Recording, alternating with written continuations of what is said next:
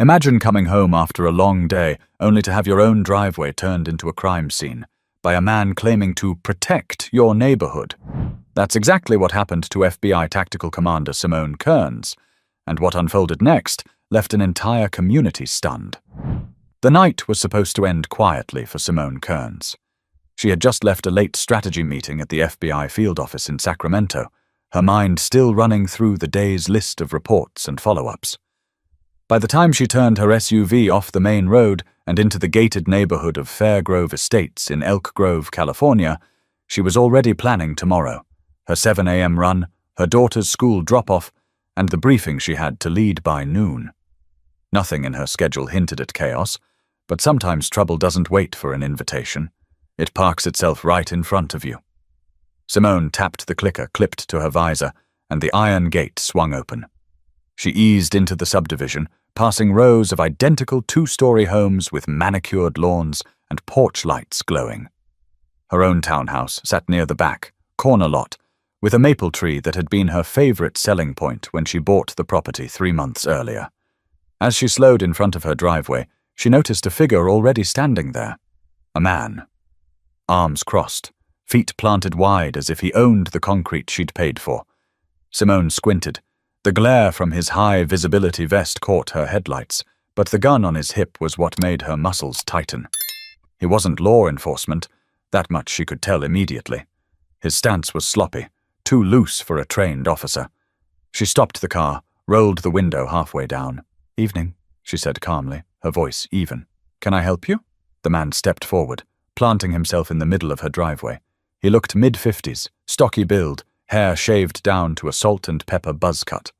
His name, stitched in bold letters on his vest, read, "Douglas Brinton. You live here?" His tone wasn't friendly. It was a test. "Yes, I do," Simone answered. She reached for the garage remote, ready to prove her point without argument. But Douglas didn't move. Instead, he tapped his fingers on the grip of his holstered pistol. "This is private property. Residents only. You don't look familiar." Her jaw tightened, not in anger, but in focus. She'd faced men like him before in far worse places.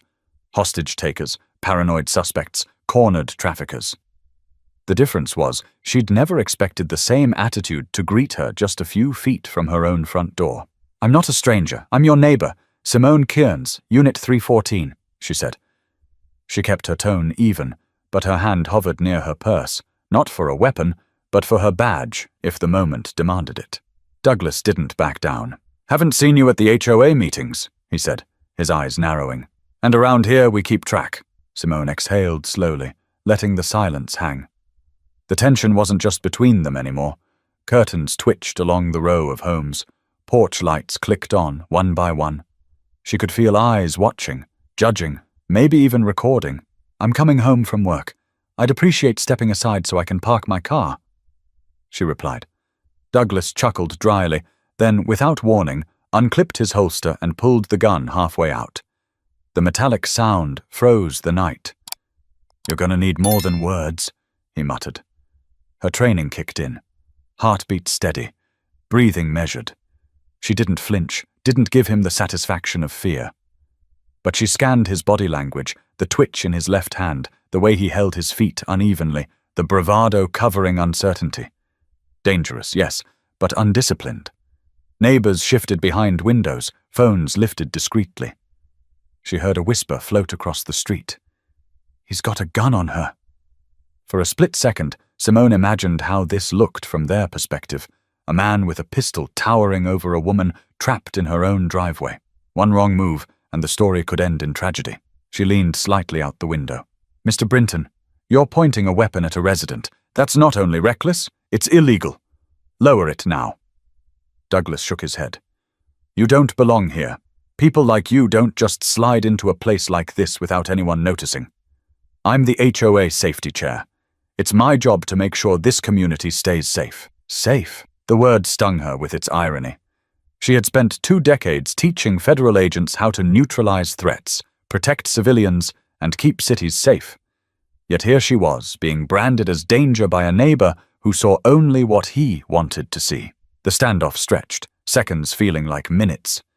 Simone's fingers grazed the leather of her badge holder. She didn't want to reveal it yet, not until she had him calm enough not to panic. But patience had limits, and Douglas was pushing them. Her eyes flicked to the houses again. More cameras, more whispers. She wasn't just defending herself.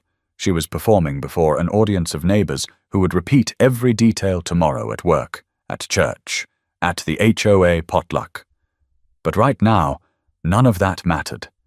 The only thing that mattered was the barrel of a gun aimed in her direction, and the man behind it too blinded by suspicion to realize who he was threatening.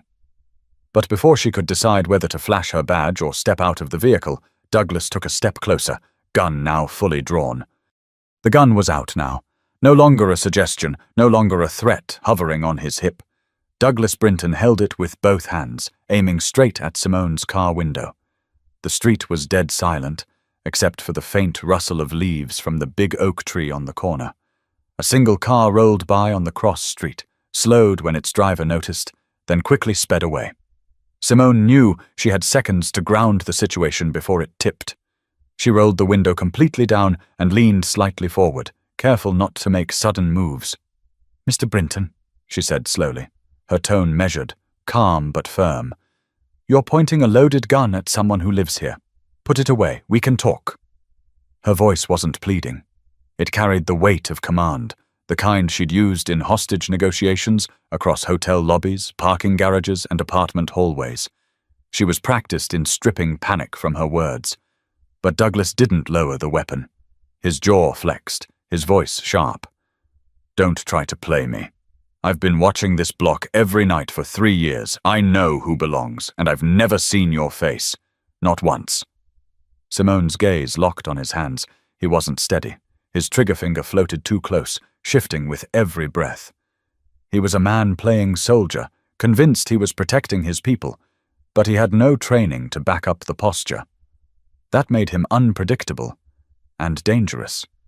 She raised her voice just slightly, projecting so that the neighbors listening from their porches could hear too. "My name is Simone Kearns, Unit 314. I bought the townhouse 3 months ago. I live here. You can check the property records tomorrow if you'd like. But right now, this needs to stop."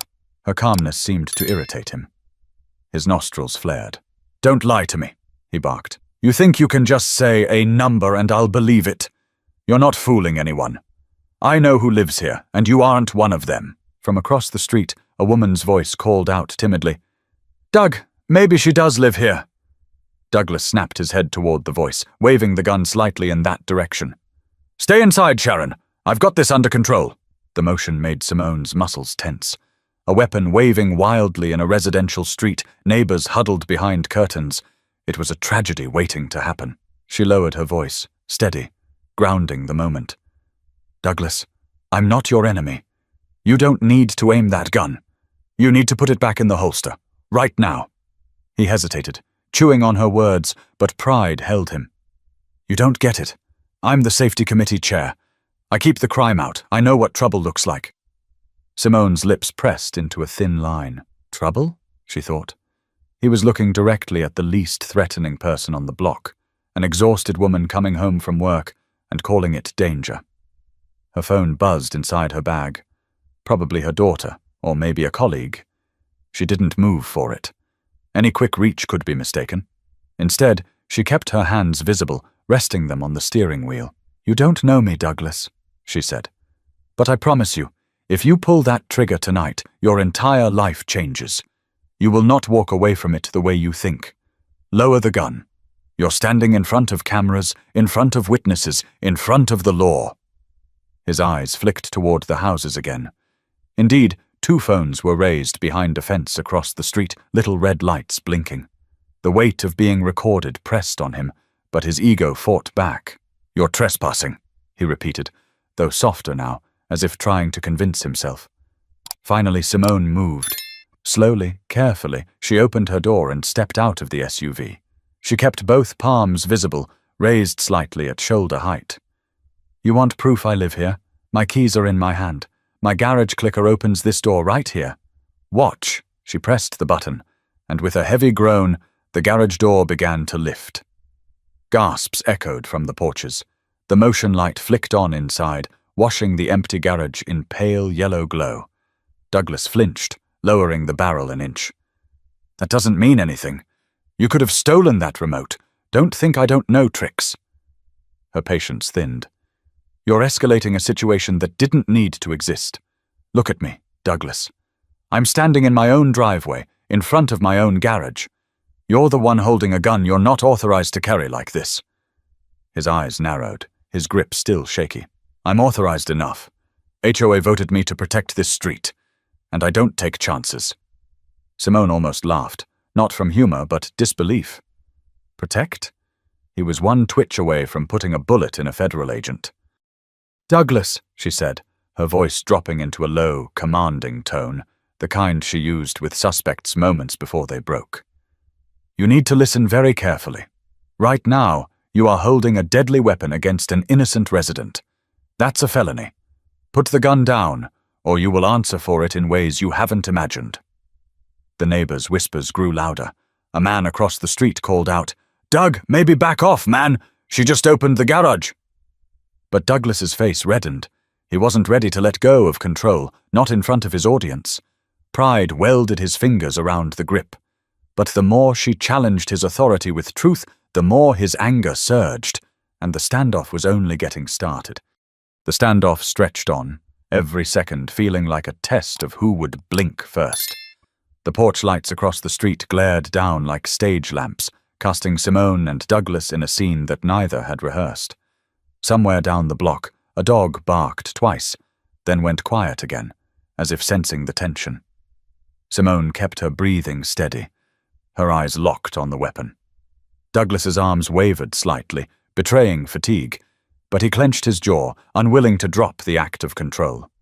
His voice sliced through the silence. "You're too calm. Nobody stands this still with a gun in their face unless they're hiding something." Simone tilted her head, her voice calm but edged with authority. "Or maybe I'm calm because I know panic won't save either of us. Think about that."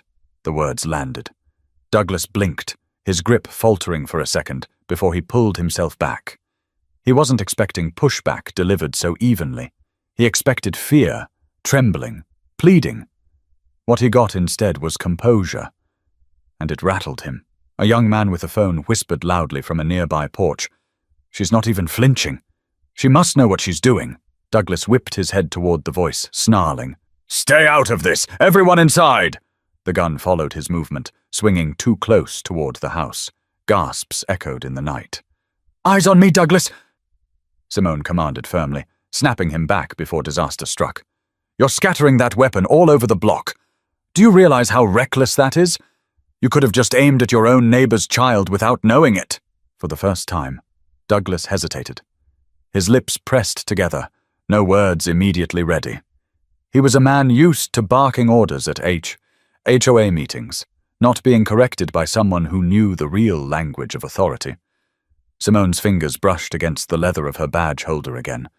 Revealing it now could change everything, but she measured the risk. Flash it too soon, and he might panic, thinking she'd tricked him, thinking she had been mocking him all along.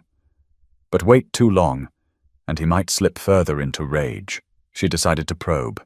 "You keep saying you're the safety chair. Tell me, Douglas, what kind of training do you have? Who certified you to carry that weapon like this? Who taught you how to de-escalate conflict?" Her words weren't just questions. They were scalpel cuts, slicing into his false authority. "I don't need training," he shot back. "I've been in this neighborhood for 15 years. I know what kind of people don't belong. I don't need a degree to see through lies." Simone's jaw set, but she didn't rise to the bait. She knew what he was implying, and so did everyone watching. She let the silence hang heavy before she spoke. "You've lived here 15 years, and in all that time you've convinced yourself you're a one-man police force. But the truth is, you're waving a gun in front of families you claim to protect. Ask yourself, what happens if your finger slips?" His nostrils flared, his face crimson. "Don't turn this on me. You're the one sneaking into a place you don't belong." Finally, Simone let her voice sharpen. Not loud, not panicked, just sharp enough to cut through his bluster. "Douglas, I belong here more than you realize, and the reason I'm calm is because this isn't the first time I've had a gun aimed at me. but I promise you, it's the first time the person holding it has been this unprepared. The murmurs from the neighbors swelled. One man muttered, "Unprepared? What does she mean by that?" A woman whispered, "She sounds like law enforcement." Douglas sneered, but his grip shifted again. Sweat slid down his temple. His bravado cracked slightly. Simone pressed forward, her voice unwavering. "If you fire that gun, it won't just be me you'll have to answer to. There are cameras, there are witnesses, and there's law that doesn't bend to HOA votes." Her hand moved slowly to her purse. She spoke as she did it, giving him every signal so he wouldn't panic. "I'm going to show you something, Douglas. You'll want to see it before you make another mistake." His voice was shaky now, but still defiant. "Don't try anything. I'll shoot if you make a move." Simone opened her bag carefully, pulling out the leather case, holding it flat in her palm so every neighbor could see. The gold badge gleamed under the streetlights, catching eyes before it caught his. "I'm Special Agent Simone Kearns, FBI Tactical Command Unit, Sacramento Field Office. I live here. You are pointing a weapon at a federal officer and a neighbor, and you are one breath away from destroying your own life." Gasps broke out across the porches. Phones zoomed in. The silence cracked into sharp whispers. "She's FBI. Oh my God. He pointed a gun at an agent." Douglas froze, staring at the badge as if it had slapped him. His mouth opened, then closed. His grip loosened slightly, though the barrel still wavered in Simone's direction. "You're lying," he muttered weakly. But the conviction in his voice was gone. His audience had shifted. They weren't seeing him as the protector anymore. They were seeing him as the aggressor who had just aimed a gun at one of the highest-trained law enforcement officials in the country. Simone didn't move closer. She didn't need to. The badge did the talking now, but instead of backing down, Douglas's pride stiffened and his finger twitched closer to the trigger, forcing the tension higher when it should have broken. For a moment, the street seemed to hold its breath. The FBI badge gleamed in Simone's hand, every bit as real as the gun that Douglas Brinton gripped too tightly. He should have dropped it right then, should have stepped back and admitted he'd made a mistake. But pride is stubborn, and Douglas's pride was the kind that would rather burn down the house than admit he'd built it crooked. His hands trembled. The barrel twitched left, then right, like he couldn't decide where to land it. Neighbors on both sides of the street clutched their children, some dragging them inside, others frozen, unable to look away. The air felt thick, stretched taut between the steady composure of Simone and the cracking bravado of Douglas. "You think that little badge scares me?" Douglas spat, his voice louder now, meant for the audience behind the curtains. "This is my neighborhood, not yours. You can flash shiny metal all you want. It doesn't mean you belong here." Simone's tone dropped to steel. "That badge means I've faced armed men in situations that make this look like a playground. It means I've stood between shooters and civilians, and I've walked out alive. You think you're in control, Douglas, but your hands are shaking. Everyone here can see it." Her words weren't just for him. They were for the witnesses. For every camera recording, every whisper that would replay this night. She wanted the truth etched into the retelling. She had remained calm, measured, while he had lost control. A neighbor across the street, an older man in a flannel shirt, called out, "Doug, she showed you proof. Put the gun away before you do something you can't take back." But Douglas ignored him. His eyes locked back on Simone, burning with something deeper than suspicion now, anger at being exposed. "You think you can just walk in here, pull rank, and humiliate me in front of my own people?" He barked. His face flushed red. The weapon bobbed dangerously. Simone kept her stance grounded, her voice even. "Nobody humiliated you. You did this to yourself. You pulled a gun on your neighbor, and now the truth is in the open. You can stop this before it gets worse. Lower it, Douglas. That's your only way out." Her calmness was gasoline on his fire. He wanted fear. He wanted trembling, tears, an admission of weakness he could use as proof that he was right to protect the neighborhood. Instead, he was being dissected in real time by someone who refused to bend. The gun rose slightly, centering on her chest. Gasps rippled through the block. A woman screamed, "Doug, don't you dare!" Simone's mind calculated options. If he fired, she was close enough to lunge, trained enough to redirect. But that risk wasn't just hers. The ricochet, the panic, the stampede of neighbors could turn this street into chaos. She needed to break his spiral without forcing his hand. She took a single step forward, slow and deliberate, her eyes locked on his. "Look at me. You're pointing that gun at someone who has trained men half your age to keep their composure under fire. You are out of your depth, and you know it." Douglas's breath hitched. His finger twitched on the trigger guard. One wrong word could have been the end. Simone lowered her voice, almost to a whisper that still carried in the silence. "You want control, Douglas. Then prove you can control yourself. Right now. Show your neighbors you're not the danger here." The words landed harder than he expected. He blinked rapidly, sweat dripping into his eyes. His arms sagged a fraction. The crowd murmured again, sensing the shift. For a split second, it looked like the weapon might finally lower, but pride clawed back. He snarled, "You don't get to lecture me. I built this committee. I keep this street safe when the cops don't bother showing up." Simone's voice sharpened again, cutting through his delusion. "Safe? You're aiming a loaded weapon at a federal agent in her own driveway. There's nothing safe about that. You're seconds away from prison. Or worse." Douglas's lips curled into a grimace. His teeth clenched so tight, the veins in his neck bulged. He was unraveling, trapped between the truth he didn't want to face and the humiliation of backing down in front of an entire neighborhood. The silence was broken by a neighbor's panicked voice. "Someone's already called 911! The cops are on their way!" Douglas's eyes darted, panic flashing for the first time. His grip loosened ever so slightly, but instead of lowering the weapon, he swung it back toward Simone, desperate to cling to control. Simone saw it, saw the mistake, the hesitation, the moment of weakness. She steadied her stance, badge still visible in her hand, and spoke with finality. "You've crossed every line tonight, but you still have one choice left. Put that gun down and walk away with some dignity, or keep pointing it and lose everything you think you're protecting." The crowd was holding its breath again.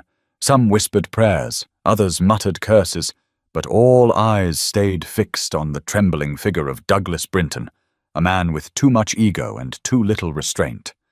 But before the choice could be forced from him, the wail of sirens cracked through the air, growing louder with every second, pulling the standoff into its most dangerous moment yet. The sirens grew louder, slicing through the night like a blade. Red and blue lights spilled across the houses, bouncing off windows and casting the street in sharp, pulsing colors. Neighbors shifted on their porches, some raising their phones higher, others ducking inside now that real authority was on its way. Douglas Brinton's face flickered between anger and fear. His hands trembled more visibly now, the pistol wobbling like a pendulum. For the first time, he realized he was no longer in control of this stage. The cameras weren't his. The narrative wasn't his. Two squad cars screeched to a stop in front of the cul-de-sac, tires crunching on the asphalt. 4 officers stepped out, weapons drawn, shouting commands. "Put the gun down! Drop it now!" For a split second, Douglas looked stunned, as if he couldn't comprehend that the orders were directed at him. He turned toward the flashing lights, gun still in hand. That single movement set off a ripple of panic across the street. Children screamed, someone shouted, "He's going to shoot!" and the officers tensed, ready to fire. "Don't you dare point that at them," Simone cut in, her voice carrying over the chaos. Her tone wasn't desperate. It was commanding, sharp enough to slice through the noise. She turned slightly, lifting her badge higher so the officers could see it. "FBI, Tactical Command. The armed suspect is HOA Chair Douglas Brinton. I am a resident and federal agent. He has been threatening me with this weapon for several minutes." The word FBI hit the crowd like a thunderclap. Gasps rippled through the neighbors, some repeating it under their breath. The officers froze for half a second, their eyes darting between Simone's badge and Douglas's shaking pistol. Douglas's face twisted, caught between outrage and panic. "She's lying.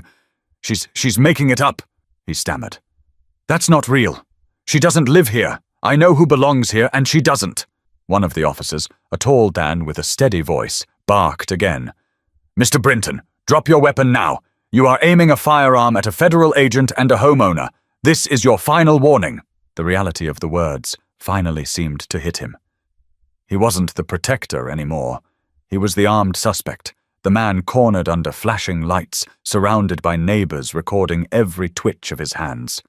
His pride wrestled with fear, but pride dies slow. "I was doing my job," Douglas shouted, his voice cracking. "I was protecting this community. She doesn't belong here." "Protecting them?" Simone shot back, her tone laced with sharp disbelief. "You nearly pointed that gun at a child 2 doors down. You waved it at your own neighbor's wife. That isn't protection. That's reckless endangerment. You turned a quiet street into a potential crime scene because of your ego." Douglas's eyes darted to the porches. He wanted validation, some sign that the people he'd claimed to protect still stood with him. But the faces staring back weren't loyal. They were horrified. A woman whispered, "He almost killed her." Another muttered, "He's lost it." "Doug, just stop!" a man across the street yelled. "This isn't safety. It's insanity." The officers moved closer, voices layered now. "Drop the gun. Put it on the ground." Douglas's arms wavered. His chest heaved. The weapon dipped, then rose again as if pulled by invisible strings of stubbornness. His pride still clung, even as the walls closed in. Simone locked eyes with him, her words deliberate. "Douglas, listen to me. You can go down as the man who admitted he was wrong and put the gun away, or as the man who pointed it at an FBI agent and was taken away in handcuffs. Or worse. Is this really how you want your neighbors to remember you?" The choice lay bare in front of him, and the silence that followed was crushing. His grip shook violently now. He looked like a man drowning, fighting against the water when all he had to do was let go. Finally, with a guttural sound that was half growl, half sob, Douglas lowered the pistol. It clattered against the driveway, loud and final.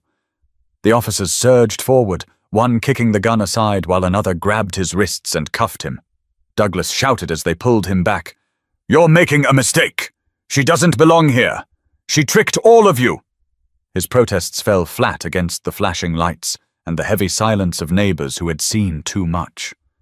Simone exhaled slowly, the first real release of tension since the confrontation began. She tucked her badge back into her jacket, standing tall, not triumphant, but resolute. One of the officers approached her cautiously. "Ma'am, Agent, you okay?" She nodded.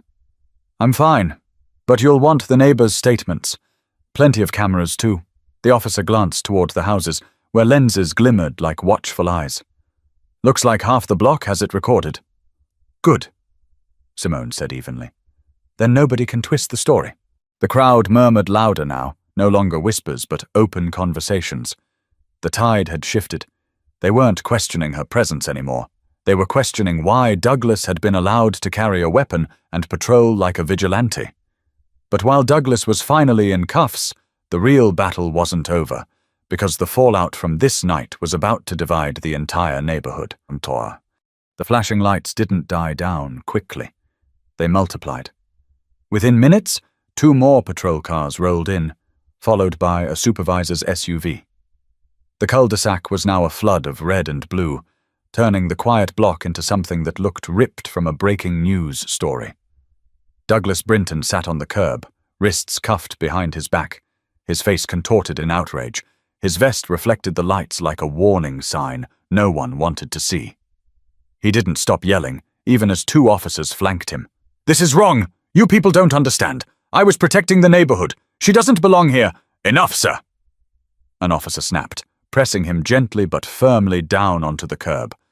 "You're done talking until we get your statement at the station." Douglas thrashed slightly, but the fight was gone from his arms. His anger now spilled out only in words, wild and desperate. Meanwhile, Simone stood with her hands folded in front of her, posture straight, expression calm. On the surface, she was composed. Inside, her pulse was still catching up to the last 10 minutes. She knew how close she had been to violence, and she knew the story wasn't over. A sergeant approached her, flipping open a notepad. He was older, maybe late 40s, with lines etched around his eyes. His tone was professional but respectful. "Agent Kearns, Can you walk me through exactly what happened here? She nodded. I pulled into my driveway. Mr. Brinton was blocking it.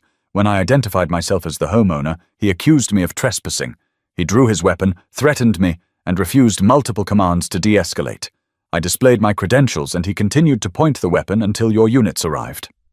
The sergeant scribbled notes, glancing up every few seconds. And you've lived here how long? 3 months. I purchased Unit 314 in June. Title's in my name. The sergeant gave a slight nod. All right, we'll confirm with the HOA records, but I believe you. He glanced at Douglas, who was still shouting toward the gathering crowd. She's lying! She's making all this up! You'll see! One officer turned to Simone. Ma'am, you did exactly what you should have done. Your restraint probably kept this from turning tragic. Simone gave a tight smile. That's my job. Unfortunately, tonight it followed me home. Around them, the neighbors were growing bolder. Now that the gun was out of Douglas's hands, the whispers had turned into debates.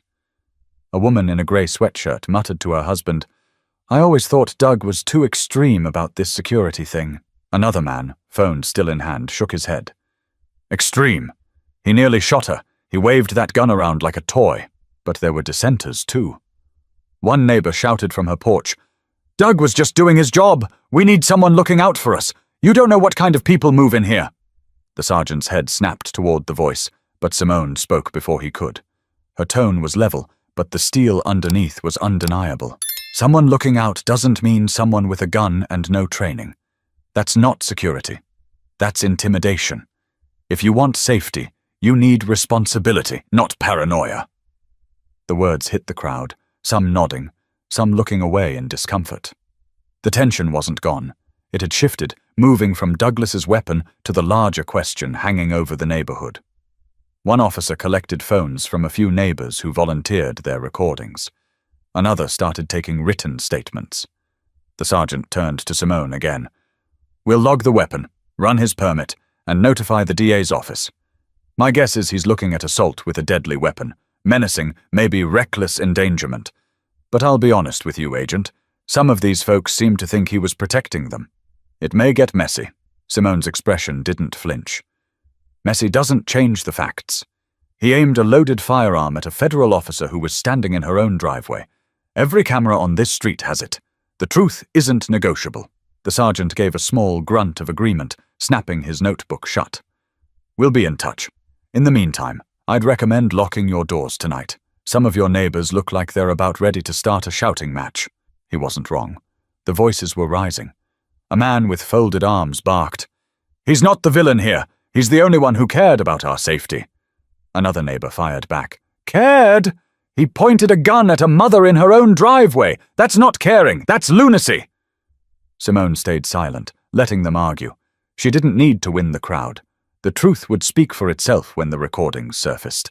But she couldn't help noticing the divide, the way people shifted into camps, some defending Douglas out of loyalty or fear, others finally relieved someone had called him out. The sergeant waved his officers toward the cars, signaling the end of the immediate response. Douglas was hauled up, cuffed wrists behind his back, still ranting. You'll regret this. I kept this place safe. You're all blind. The door of the cruiser slammed shut, cutting his voice into muffled noise. The neighbors lingered, divided but restless.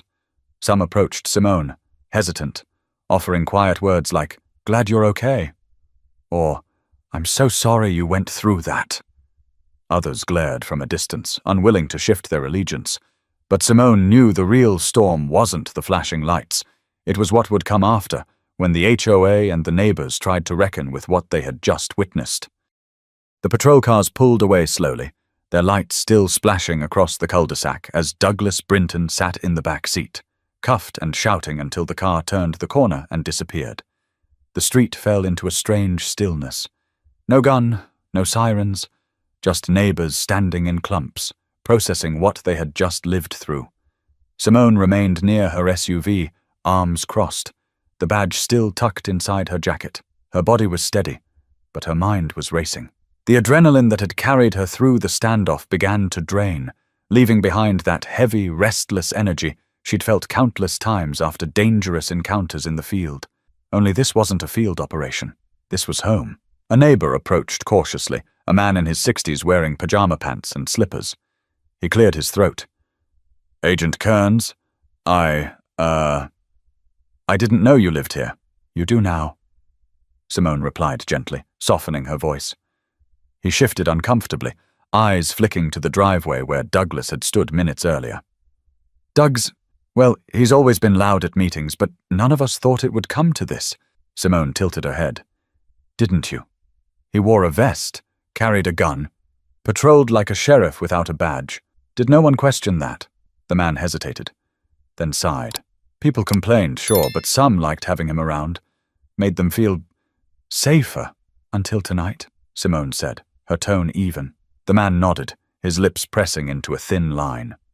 He mumbled a good night and shuffled back to his porch, leaving her with the faint smell of freshly cut grass and asphalt cooling in the summer night. A group of neighbors huddled near the corner, voices low but heated. One woman snapped, "I told you all Doug was going too far. He nearly shot her." Another fired back, "He was trying to protect us. You don't know what it's like being a woman here alone at night." A third neighbor shook her head. "He pointed a gun at the wrong person and made us all look like fools." Simone heard every word, but she didn't intervene. She knew the battle for perception wasn't hers to fight. It would play out in HOA meetings, in gossip threads, in the comments section of videos already being uploaded online. Still, not everyone avoided her. A younger neighbor, maybe mid-30s, walked up with his phone still in hand. "Agent Kearns, I recorded the whole thing. If you need it for your report, I'll send it over." "Appreciated," Simone said, her eyes softening. "You may have just preserved the truth for when it matters most." He gave a small nod and returned to his wife, who was clutching their toddler on the porch. Then came the ones who couldn't hold their tongues. A woman with folded arms and a pinched expression marched across the street. "You know, if you really lived here, people would have seen you around more. Doug had reason to be suspicious." Simone turned slowly, her posture still composed. "Ma'am, I work 12-hour shifts for the FBI. I come home late, leave early, and spend my spare time with my daughter. I didn't realize visibility at barbecues was the litmus test for belonging." The woman's mouth opened, then closed. Her glare lingered a moment before she spun back toward her porch. A man nearby muttered, "She's right. Doug went way too far." Way too far, Simone thought. The understatement lingered bitterly. He'd nearly turned her driveway into a crime scene. Finally, the street began to thin. Porch lights flicked off, curtains closed. The neighbors retreated, some whispering apologies, others simmering in quiet anger, divided by loyalty and pride. When the last patrol car pulled away, Simone was left standing in the wash of her own garage light. The night was still again, but the calm didn't settle. Her phone buzzed. A message from a colleague. "Heard what happened. You good?" She typed back, "Safe. Shaken, but safe." Sliding her phone into her pocket, she stared at the spot where Douglas had stood, his arms trembling, his finger flirting with the trigger.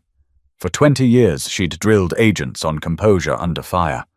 Tonight, that training had saved her life in her own driveway. She locked the SUV, stepped into her garage, and pressed the button to close the door. The heavy rumble echoed louder than usual. She leaned against it for a moment, her breathing measured, then straightened. Tomorrow there would be reports, meetings, fallout. But tonight, there was only the silence of a neighborhood trying to decide whether they'd just witnessed their protector exposed as a threat, or their threat disguised as a protector. But Simone knew the question wouldn't end on the street. The HOA would have to face it head-on, and the next meeting was already shaping up to be explosive. The emergency meeting was called less than 48 hours later. Word spread faster than wildfire. Emails blasted through inboxes, texts shot across group chats, and flyers were taped to mailboxes by a neighbor who apparently thought old-fashioned paper carried more weight. By the time Simone walked into the HOA clubhouse that Thursday evening, the air was already thick with tension. The room smelled faintly of coffee and disinfectant, a makeshift conference setup with metal chairs arranged in uneven rows. The usual 20 or so residents had ballooned to more than 60. People stood along the back wall, some with arms crossed, some with phones ready to record. At the front sat the board, 4 members looking pale and rattled, shifting papers and avoiding direct eye contact with the crowd. The chairwoman, a short woman in her 70s named Margaret Dwyer, tapped a gavel against the table with shaky authority. "Order, please. Let's get started," she said. The chatter dimmed, but didn't vanish. Simone chose a seat near the middle, deliberately placing herself where every eye could see her, but without claiming the spotlight. She wasn't here to perform. She was here to witness. Still, she knew the room would pull her into it. The first speaker wasn't from the board. It was a man who leapt up before introductions were finished. Tommy Brandt, one of Douglas's staunch supporters. He waved a finger in the air. "Douglas Brinton was protecting us," he barked. "He's been the only one who ever cared enough to patrol at night. And now he's sitting in jail like a criminal while criminals walk free? That's a disgrace." A few cheers rose from his side of the room, but just as quickly, a woman countered. "A disgrace? He nearly shot our neighbor. He pulled a gun on a federal agent in her own driveway." More voices erupted. "He didn't know she was FBI?" Someone shouted. "That doesn't matter." Another fired back. "She showed him she lived there, and he still pointed a gun." The gavel banged again. Margaret Dwyer raised her voice, straining against the noise. "Enough! We will not shout over one another like children. Each person will have their turn." The crowd simmered, but the tension sat heavy in the air. Finally, Margaret gestured toward Simone. "Agent Kearns, since this concerns you most directly, perhaps you should speak first." Every head swiveled. The attention didn't faze her. She rose slowly, smoothing the sleeve of her jacket, and stepped forward. Her voice carried across the room, even, steady but sharp enough to cut through murmurs. "I didn't want to be here under these circumstances. I moved into this community to build a safe home for my daughter and myself.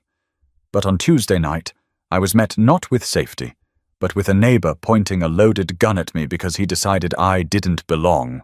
The silence deepened. "I've spent 20 years teaching federal agents how to de-escalate armed situations, but the fact that I had to use those skills in my own driveway is unacceptable.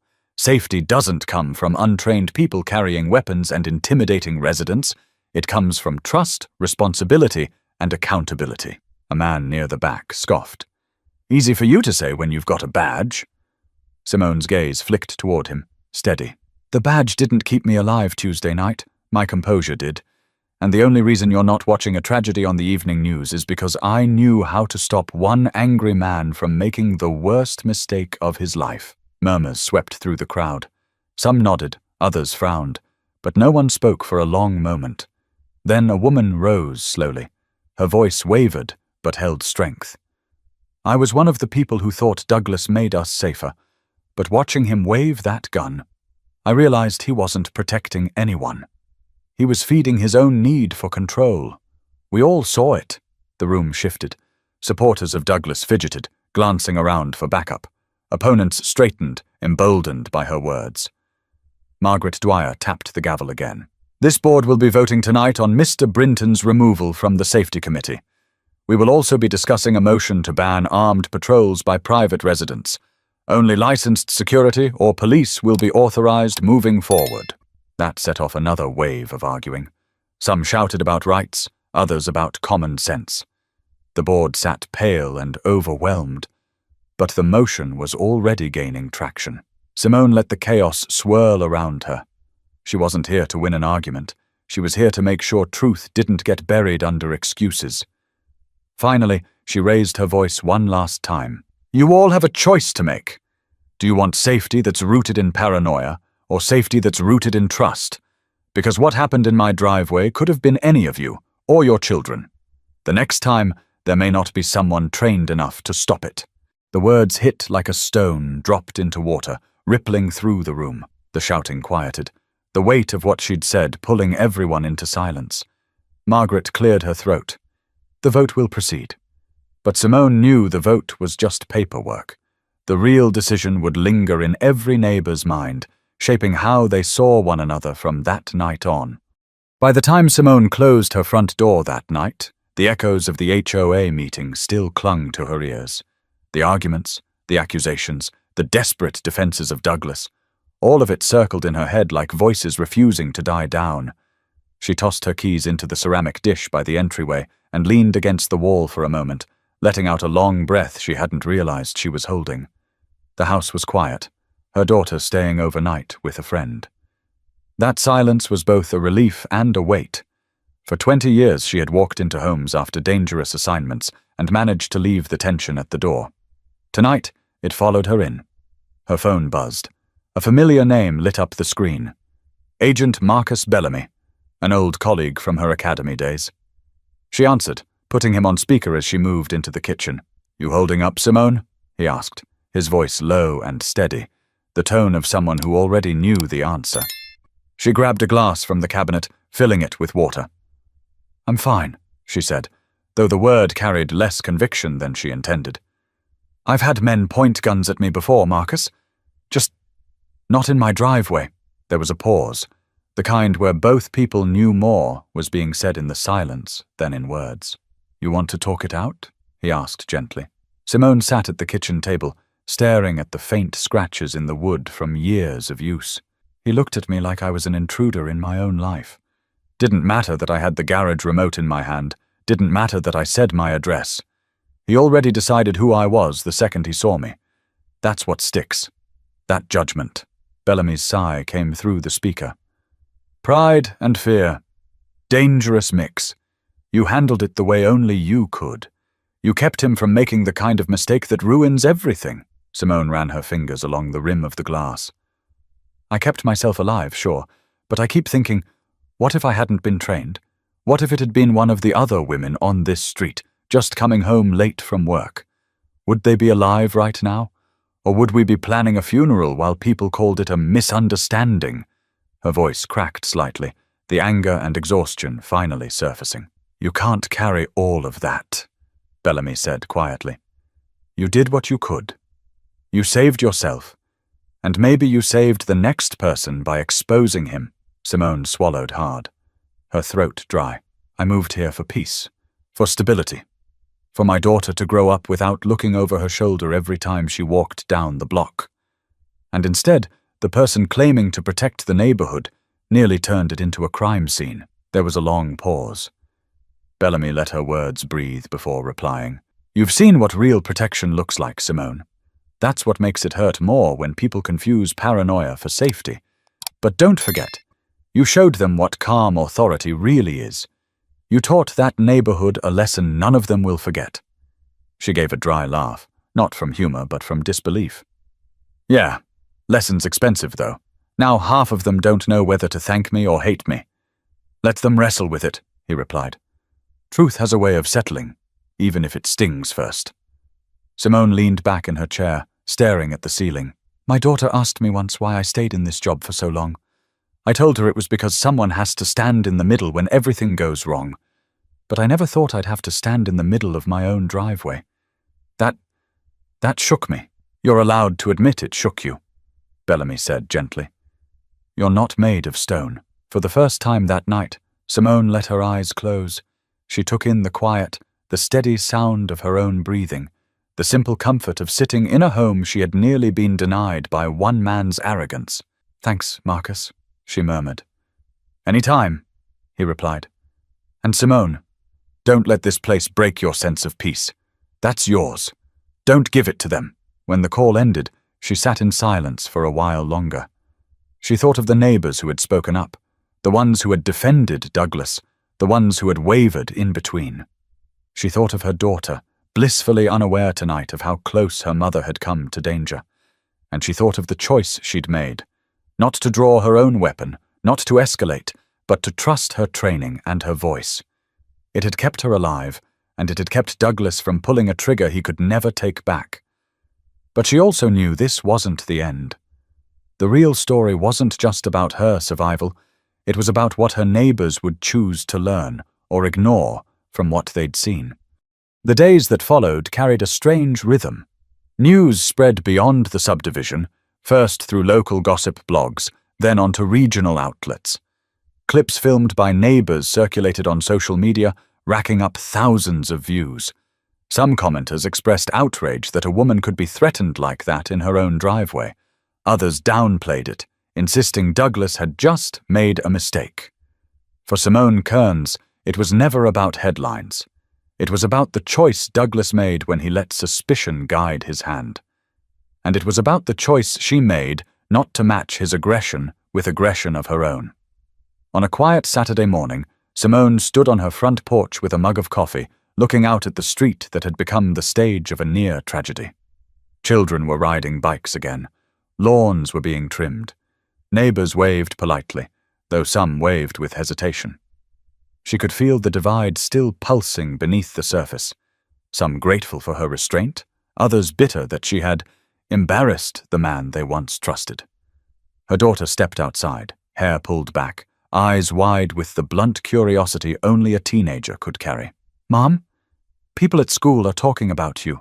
Some of them saw the video. They can't believe you stayed calm with a gun in your face." Simone gave a small smile. "Staying calm is what kept me alive. It's what kept him from ruining his life, too." Her daughter frowned. "But why'd he even think you didn't belong? You live here. You pay the bills. Why wasn't that enough?" Simona paused, sipping her coffee, weighing her words carefully. "Sometimes people don't see what's in front of them. They see what they want to see. They see their fears, their assumptions, their pride. And when those things mix with power, real or imagined, they can turn dangerous." The girl's eyes dropped to the porch steps. "That's not fair." "No," Simone agreed softly. "It's not. But that's why we don't meet anger with more anger. That's why we use our voice, our training, our judgment. Because if I had let his fear control me too, you wouldn't be asking me these questions right now." The lesson sat heavy between them, and her daughter nodded slowly.